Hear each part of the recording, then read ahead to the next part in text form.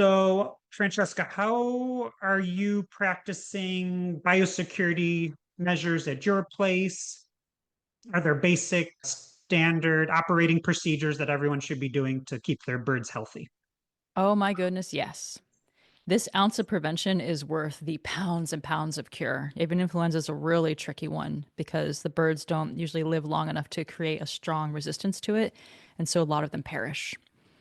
Avian influenza is just one. We hear about it so much in the news, and so that's the one that people think about so much. But there's actually so many diseases that could possibly come into flocks, and all of it is totally preventable with the right biosecurity measures.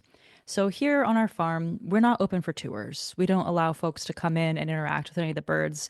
And on the surface, it sounds so unfriendly. People want to come, they want to hang out, they want to see exactly how we're running everything. But it's for the safety of the birds because without people knowing it, they could be carrying all sorts of diseases on the bottom of their shoes, on their clothing, even in their hair. Welcome to the Mother Earth News and Friends podcast. At Mother Earth News for 50 years and counting, we've been dedicated to conserving the planet's natural resources while helping you conserve your financial resources. In this podcast, we host conversations with experts in the fields of sustainability, homesteading, natural health, and more to share all about how you can live well wherever you are in a way that values both people and our Mother Earth. Good day, everyone. I am Kenny Coogan, and joining us today is Francesca, founder and owner of Alchemist Farm, the world's first humane chicken hatchery that is zero waste and runs on 100% solar power. She ships baby chicks nationwide and offers online educational classes on both chicken keeping and hatching. She has a thriving presence on Instagram where you can see the day-to-day happenings of the farm. She has been working with chickens for the last 35 years. Today, we are going to be talking about the true cost of chickens. Welcome to the podcast, Francesca. So fun to be here. Thanks for having me. We're excited to have you, and people want to know how to save money on groceries and in their everyday spending. And the idea of raising chickens is always popular, but when egg prices fluctuate and avian flu considerations take place, people oftentimes calculate the chick cost, feed cost, and the coop cost. Francesca, what are some chicken expenses that people often forget to factor in? A lot of people forget that when you have a few, you're going to want a lot more. Chicken math is real. So I always recommend people build a bigger coop and have a bigger space, at least double from what they think they're going to have, what they think they're going to start off with, because it's much less expensive to build something once than to have to rebuild it twice.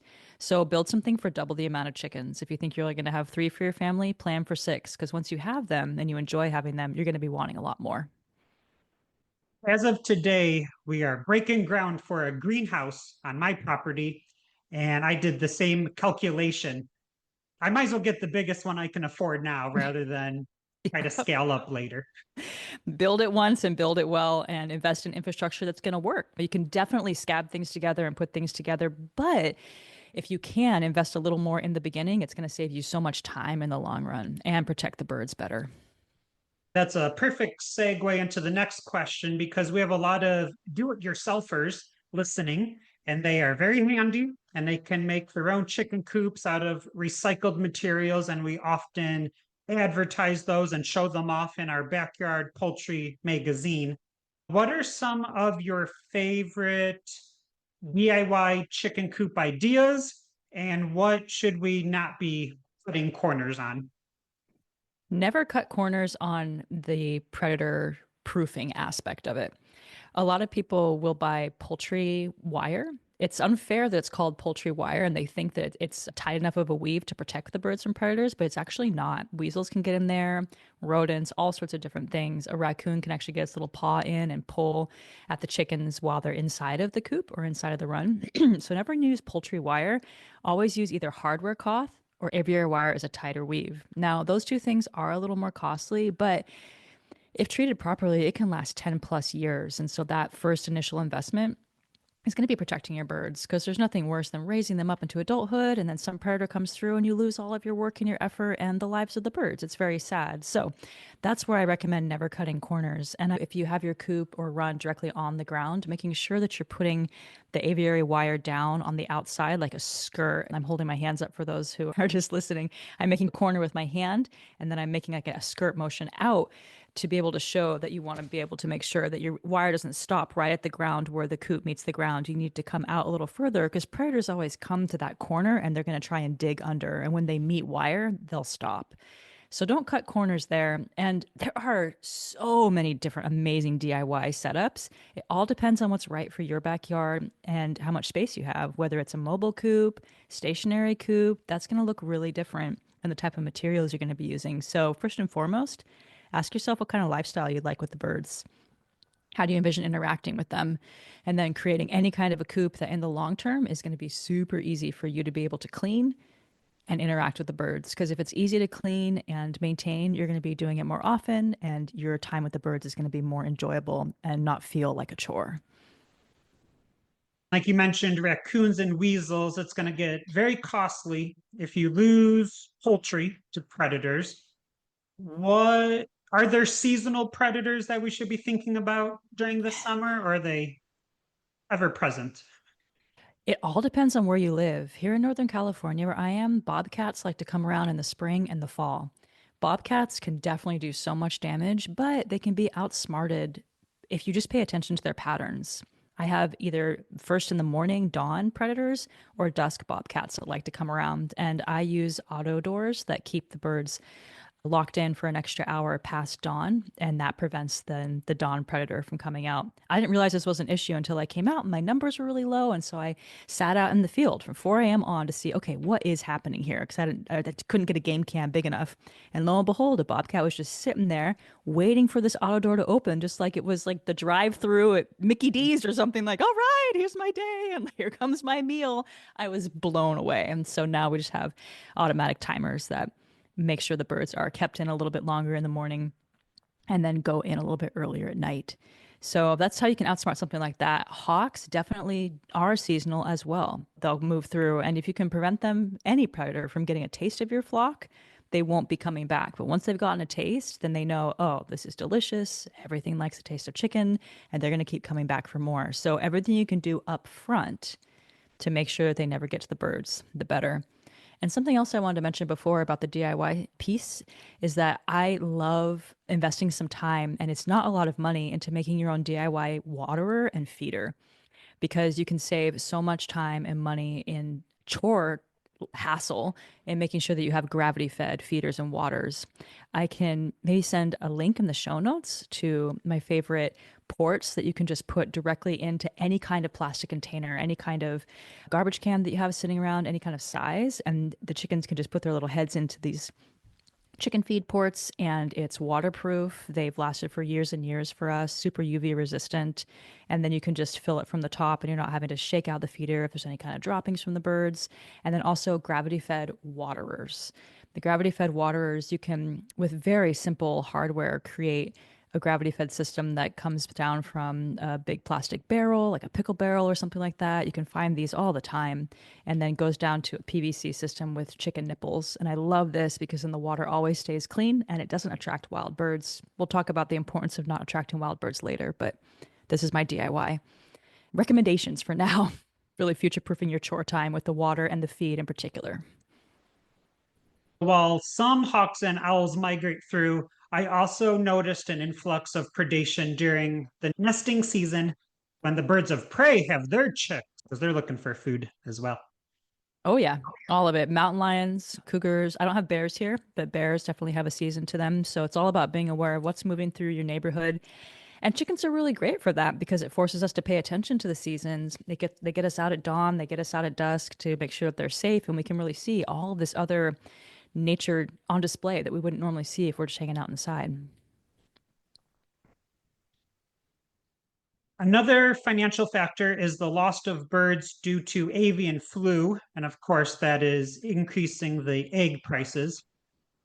And let me just back up and say, just last month or the month before, we had a full podcast on preventing poultry predators Hmm. that we encourage listeners to go check out because we talk about 40 minutes of aerial predators, land predators, predators from the water, daytime, nighttime, a full episode of poultry predators.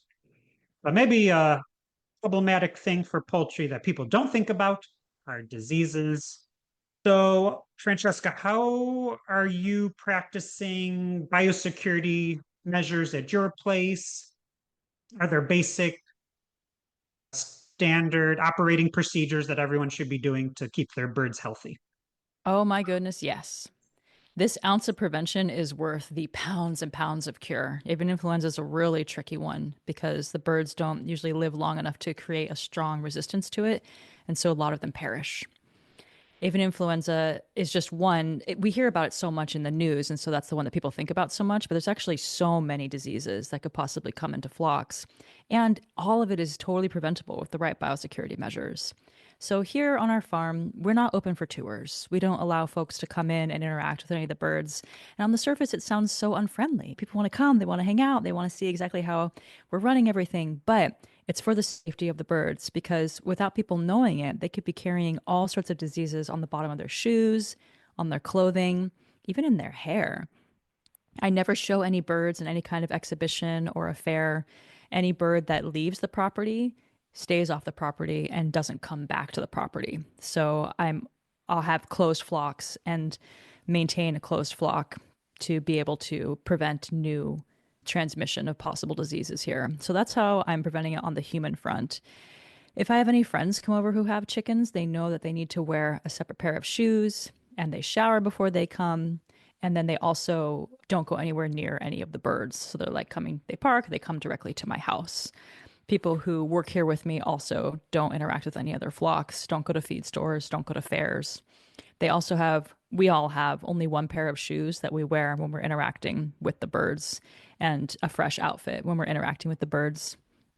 That's something that's really easy for everyone to have in their own homes. Have one pair of boots when you're going out. Have your kids have one pair of boots because even wild birds too and wild animals can transmit avian influenza. They found avian influenza in mountain lions, in skunks. There's some great resources that I can send you, Kenny, if you'd like to link it for people to be able to see and track avian influenza, where it's not just wild birds, but it's all sorts of other critters and creatures too that can transmit it. So I am really careful not to attract wild birds as well, particularly waterfowl, because every year avian influenza is a thing. It happens just like cold and flu season for humans, it happens for birds. And it starts on the East Coast and it comes to the West Coast by the migratory birds. And it can be transmitted in their droppings. So as they're flying, pooping in the air, it's actually dropping potentially avian influenza in different areas. That's why you have to be really careful. We don't have a pond here on the farm. I would love to have a pond, but it's a total liability for us because it attracts the waterfowl. And birds love to poop usually right as they take off and fly. So, right around where a pond is a pretty potential rich area for pathogens. So, no ponds here, no ponds in my neighborhood. And I recommend folks who want to be keeping chickens not to have a pond near where the birds are. I just visited a zoo and they had some walk-through aviaries, and there was a lot of signs about if you have poultry at home, and then in parentheses, they told the general public what poultry consists of. They said, do not visit this aviary. Yep. Because people just probably don't even think about it. They might have just been cuddling a bird. And sometimes birds can be sick and not have any kind of signs, and they could still be carriers of different things.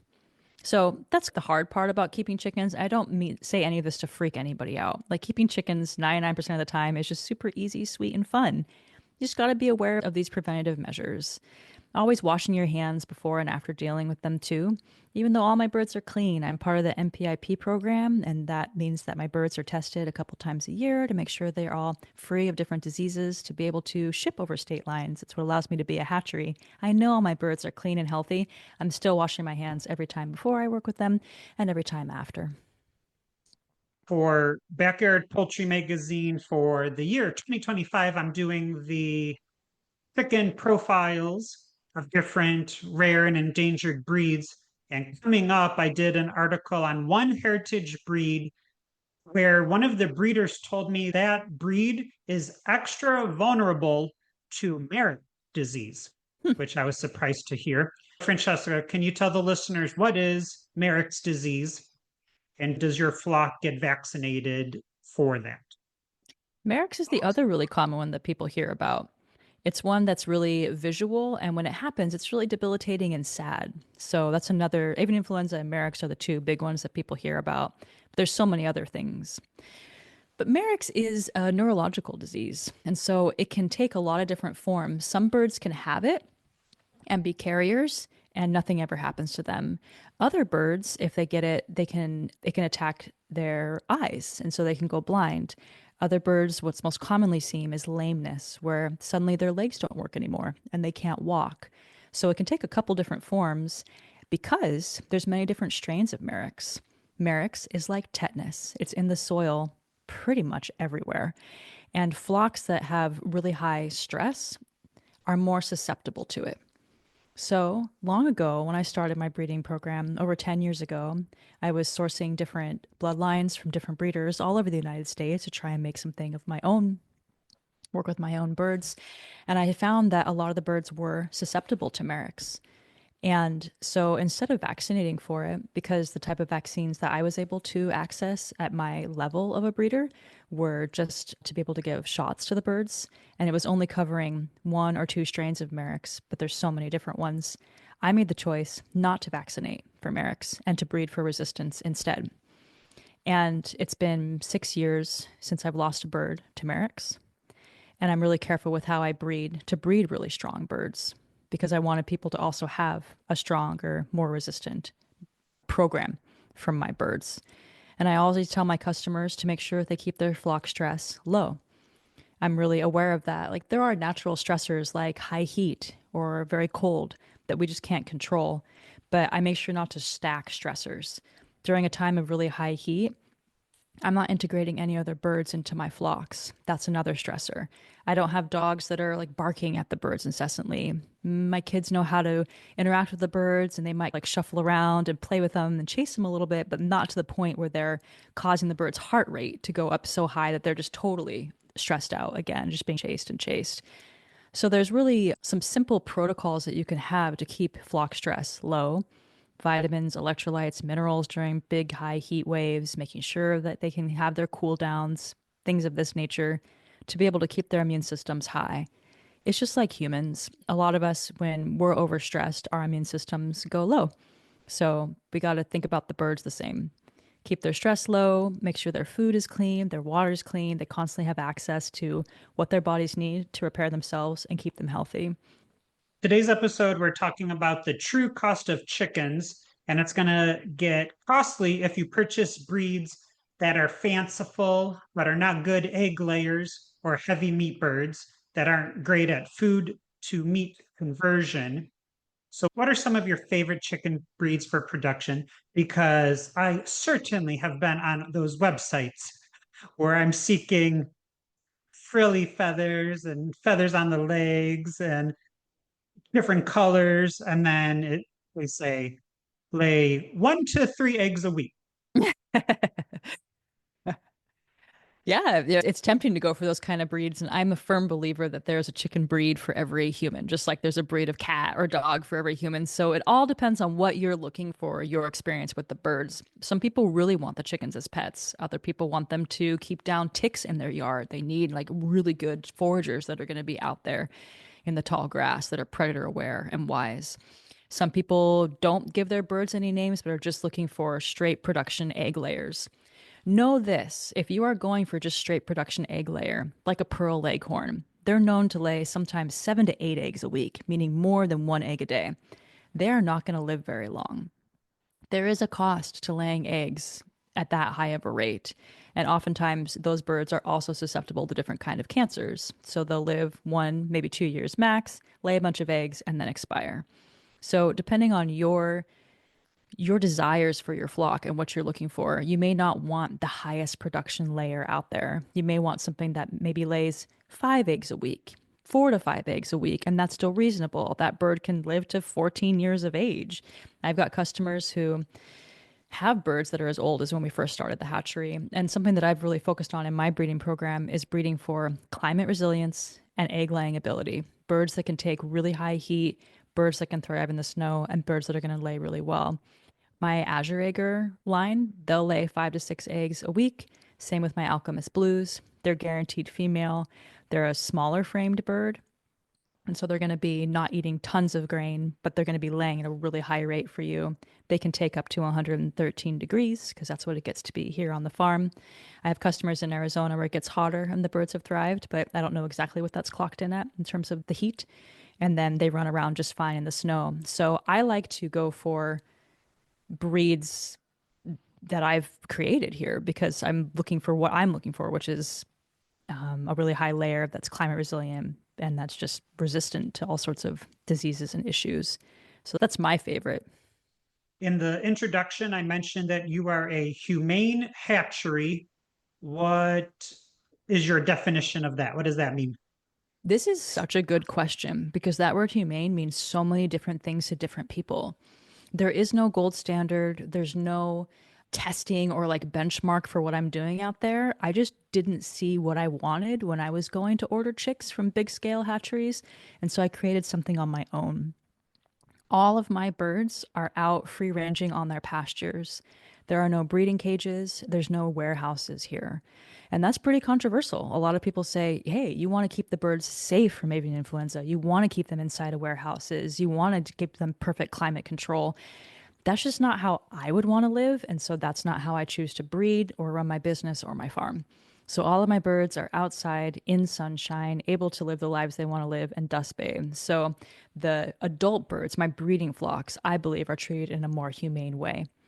And when we hatch, none of our male chicks are euthanized upon hatch, as they are in many large scale hatcheries.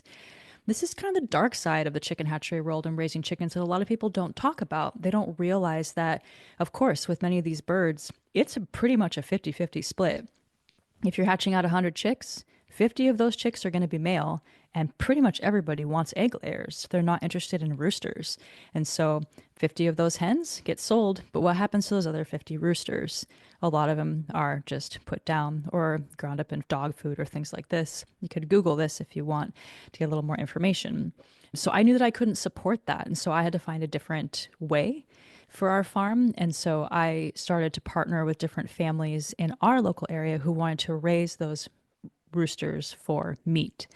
And they were really grateful for that extra food source. And this is something that I'm passionate about because I know that food insecurity is a huge issue for people, certainly all across the world and in the US. And there are billions, with a B, of male chicks that are put down worldwide.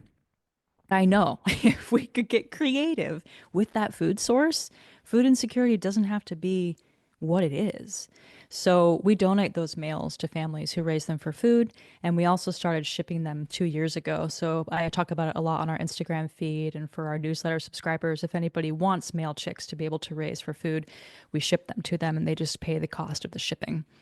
I worked at zoos and aquariums for about 15 years, and all of the birds of prey, even like the bigger cats, lots of zoo animals and aquarium animals eat day old chicks. Sometimes even like people who have a pet monitor lizard will also buy frozen day old chicks.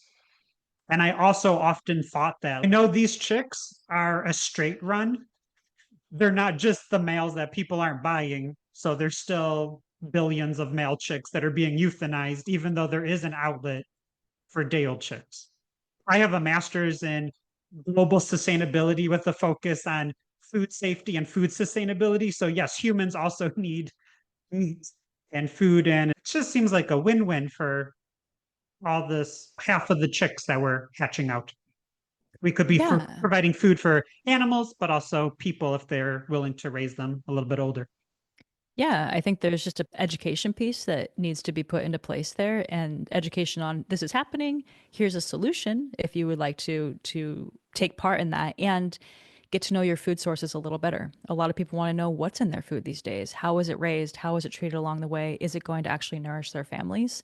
And so this is a great opportunity for people to get closer to their food sources. And if they do eat meat, to really close the loop on that protein, because it's a powerful process to raise your own food and then consciously take that life and then have that life nourish you. It's a extremely, talk about DIY to the max. It's a powerful process.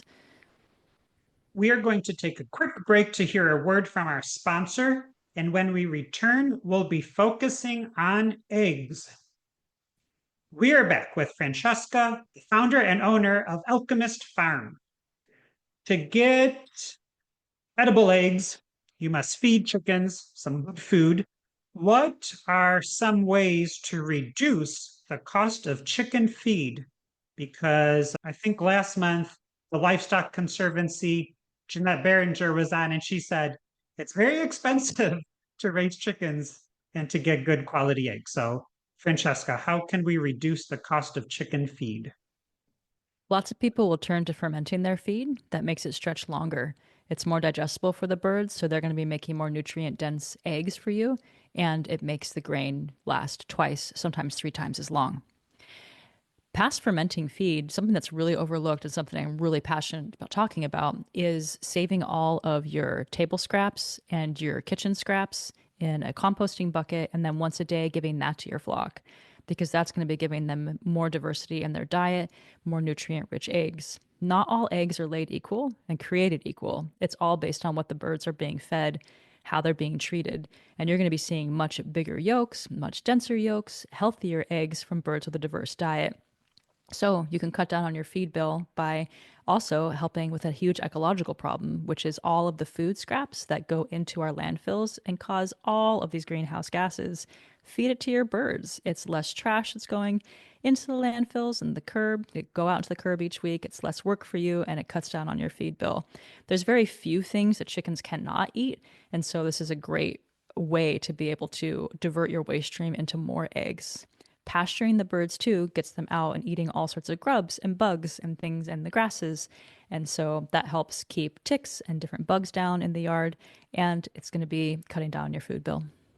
What are some tips on keeping egg production up throughout the year? Because once the natural daylight starts getting shorter, sometimes the birds take a break, or if they're molting, they also take a break.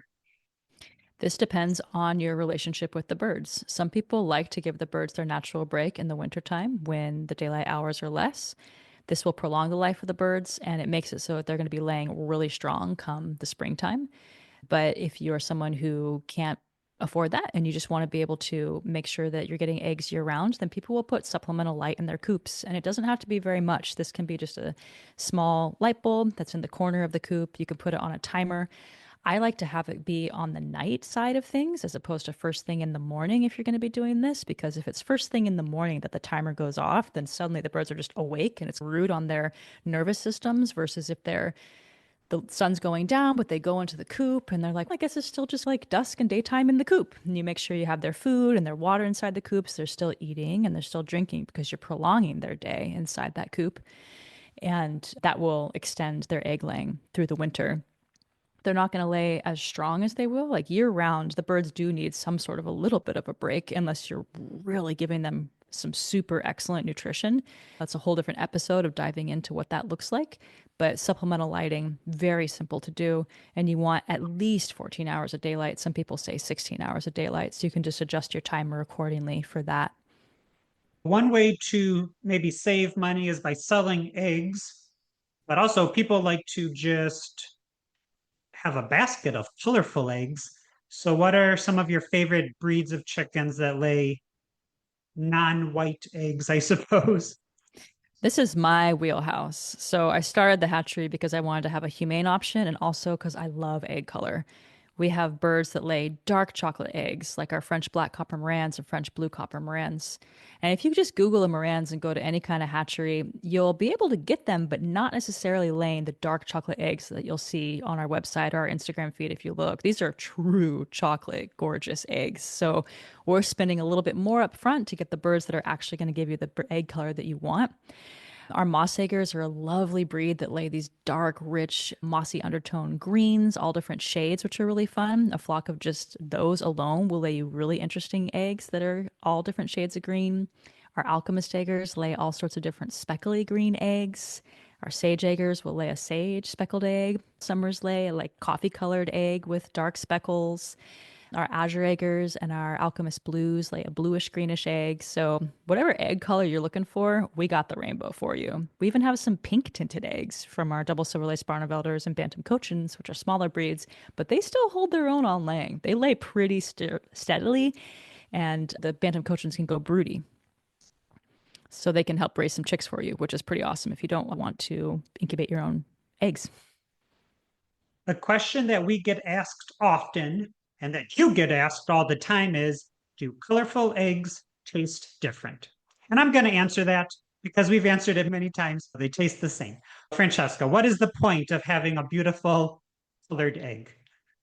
Because there has to be some art and beauty in the world. And it's really nice to connect to each one of your birds. If you're a small backyard flock keeper, say you only have 6 eggs, it's nice to know which one, like Susie laid, or Henrietta, or Josie. Like Josie lays the green, Henrietta lays the blue. And so that's a way to be able to connect deeper with your food sources. And it really gets kids excited to go out every day and see that daily Easter egg hunt, gets them involved with the chores, gets them off the screens and out into the natural world. So colorful eggs, I think, are definitely worth it. So, although they don't provide extra nutrition and they don't taste different, selling colorful eggs is one way to make some profit from your poultry. What are some tips for turning a hobby chicken farm into one that is profitable? Look at your area. What's not around in your local area? Do you want to be having people come and visit? It would break my rules of being able to keep good biosecurity, but for some people, they're comfortable with that and they love to offer that ability of people to come and see the birds that lay them the eggs. Selling different colored eggs is a really good way to be able to do it because it makes your eggs stand out from the rest of the farmer's market. People are walking down at different stalls and they see white egg, and then, whoa, here's a carton with green and blue and dark brown. They'll probably spend a couple extra dollars for that. And so it makes up in the difference in the long run of what you paid for those chicks. Francesca, what are your takeaway benefits of keeping chickens versus the time and effort? This can also be its own episode, but in summary, if listeners want to add a couple birds to their homestead, is it beneficial to keep chickens? Absolutely beneficial. In 2020, when the world had to slow down and everybody was staying home, I received countless emails from people thanking me for introducing them to chickens and having them in their lives because they actually got people outside, out of their houses, into the natural rhythms, particularly into morning sunlight and then the sunlight at dusk. And this is really important, a really important time for every human to be outside to regulate our circadian rhythms. So chickens give us that gift. They call us to be outside, and they're not such a huge animal like a cow or even goats that need a lot of space. Pretty much anyone, regardless of the size of their backyard, can have chickens if they choose the right size. We have some breeds of chickens that are no bigger than my coffee cup. Our cerama, they're so small, and people can still have that feeling of that homesteading lifestyle and collecting their own eggs and being out and doing those simple chores. It's really bonding for parents and kids to be able to do those chores together, and it's something that children can easily do. Kids can go out and collect the eggs. Kids can throw some feed for the chickens, and so it gets them learning those soft skills of how to be around animals, how to have a rhythm to their day, how to have some chore time and the companionship that they can offer. I have some customers from all over the United States who will sit down and watch Netflix with their chickens and give them their own like bowl of popcorn. And there's everything from a house chicken that has a little outfit or a chicken diaper so it can stay inside to the chickens that are outside that don't have the names. There's so many different realms within the chicken keeping world, and chickens ask so little of us and give so much in return. I can't think of any other nutrient dense food that's created by any other animal where the animal doesn't have to give of their flesh or the animal doesn't have to become pregnant to create milk. This is a natural biological process that chickens have, and it would actually harm them to not lay eggs. They have to lay eggs to stay healthy. It doesn't hurt them at all. So it ticks a lot of boxes for everybody. Even people who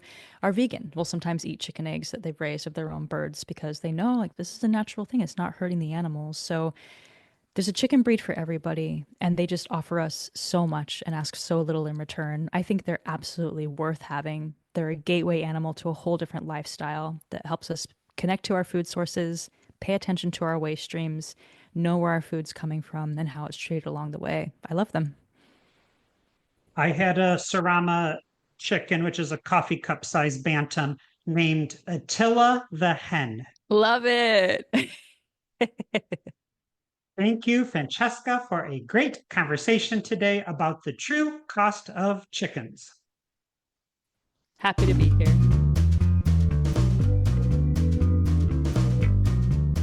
Thanks for joining us for this episode of Mother Earth News and Friends.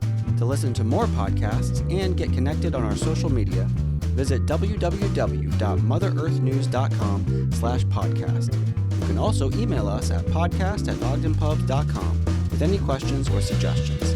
Our podcast production team includes Kenny Coogan, Alyssa Warner, and myself, Josh Wilder.